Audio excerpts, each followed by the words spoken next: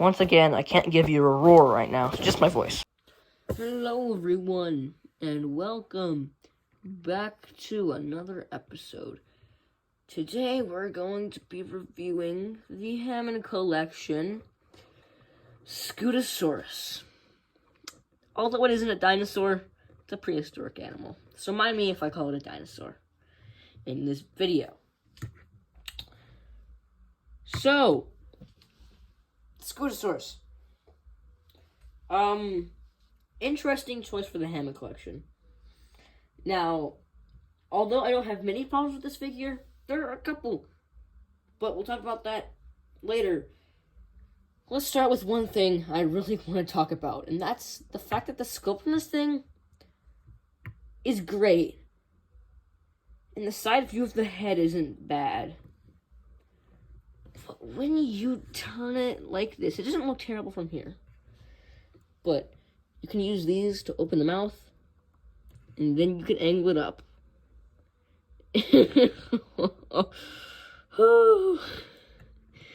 What were they thinking, man? What were they thinking? Starting at the head, you can obviously tell they have a glass eye. And I feel like it looks weird in some way, but it doesn't stand out terribly much. Now, there are going to be a bunch of small little horns up here and little osteoderms, everything. Now, of course, it looks more natural if they didn't paint them. They did not need to paint them, thank goodness. They could have painted these two back here, the back of the head, but they didn't. They painted, so they painted two on this side. They painted eight of the horns in total. I think they painted the 8 that they really needed to go out and paint. They painted the 2 big ones at the bottom jaw and the 2 little ones, as well as these 2 horns that go off the side of the top jaw, the back. So you can see all the nice sculpted detail, all of the osteoderms. They really went all out on the osteoderms, which I appreciate. You'll even see on the legs here in a second. That trend continues. Now, there's no underbelly for the bottom jaw, which I kind of appreciate. I think it would have looked a bit strange and made this not pop as much. But you can see that there's a bit of dry brushing, airbrushing, whatever. I can't even tell. On these horns, and they covered in a gloss coat. However, it's still there, but it's not as heavily applied on these or these. I don't even think it's applied at all on these. And it's not as heavily applied on this as it is on this.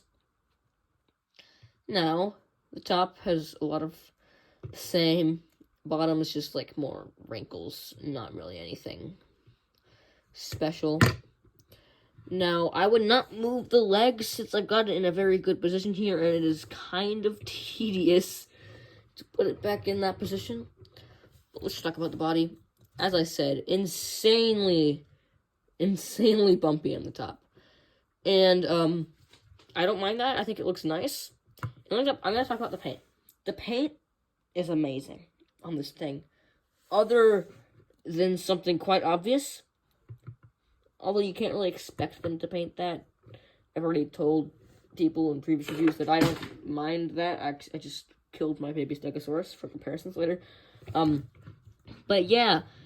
So it's a base color of this dark green with some darker green on top and through the sides, spotting down. You can't really tell on camera, but there actually is some brown up here. Just dry brushed in between, which makes it look dirty, and I really like that. It helps blend it in as well. And it goes out partially through the tail that is shockingly short. This was not attached in the box somehow. Yeah, there's no paint on the legs or the toenails, which, as I said, I don't really mind. There's a little bit of a plastic runoff on here. I don't mind it that much. I wish it wasn't there, sure, but yeah. Yeah, there's osteoderms throughout the entire thing, even on the legs, as I said. The bottom of the feet is going to be as you would expect. Jurassic logo right here. Yeah, underbelly starts here, ends here. Not the greatest. I think it could have gone farther to the tail, maybe. if you can even call it that. But articulation is next, I would say. And that would be the mouth. You could open it like this, or you can open it like this. I'd say this way is a lot easier. It's more convenient, you know? Let's do this. And a thing to watch out about are these teeth. These are not rubber. These are sharp. This is the first time I have seen a Mattel figure with sharp teeth. So be careful with this. These are not sharp. They're not like soft plastic, but they're not sharp. And it's a bit pokey up here. Right here a little bit. Right here especially. But yeah, there's going to be a ball joint on the head. It allows the head to move side to side a little bit, but it can do a full swivel around. But the real movement side to side and up and down comes at the base of the neck. And that is amazing. There's no swivel at the base of the neck. But you can... Look at this. Look at that. Look at that. Look at that. Very fluent motions there. I think I kind of moved the legs there a little bit, which kind of sucks. But yeah. There's going to be a hinge here. I'm not going to move this much. Hinge here, ball joint here, hinge here, no hinge here, and a ball joint here where you attach the tail in. So articulation is pretty much just basic. Size comparisons, I guess. We only got two things. Here it is, next to the baby Stegosaurus from the Hammond collection. As you can see, I think just overall the Scutosaurus is a lot bulkier. But, you know, this thing is taller. The Stego is. I already have a review on the Stego if you really want it. And for the memes...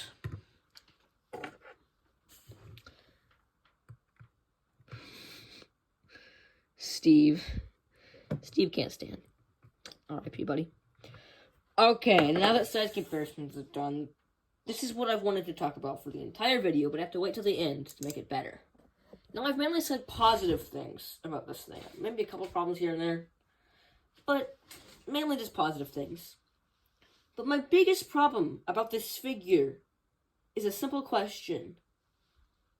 Why? Why? We didn't...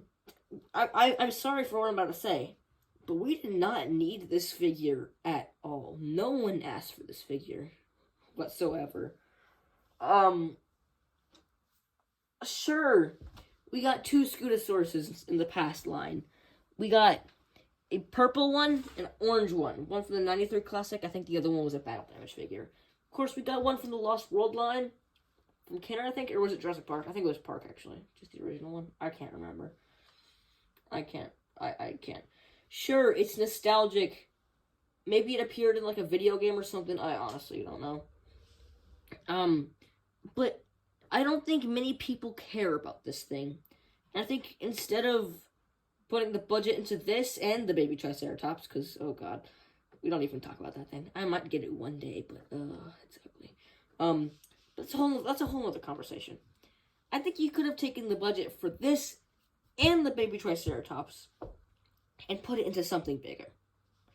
Maybe, even if it's just improving the rebirth packaging, because, oh lord, bland. That's another topic again, but I'm just giving suggestions, you know.